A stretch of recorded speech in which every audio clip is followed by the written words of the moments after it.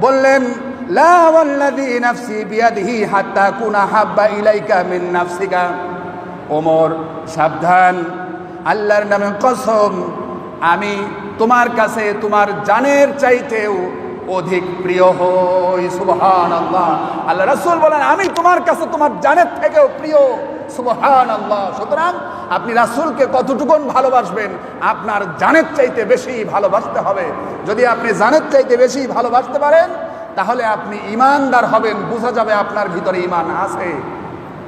আপনার সামনে ইহুদিরা, নাসারারা ওই সেই ইসরায়েলে বসে অথবা ফ্রান্সে, নিউজিল্যান্ডে বসে তারা রাসূলের বিপক্ষে কথা বলছে, তাই নয়, বাংলাদেশের মাটিতে বসে রাসূলের বিরুদ্ধে কথা বলে, কোরআনের বিরুদ্ধে কথা বলে। আছেন এরকম লোক?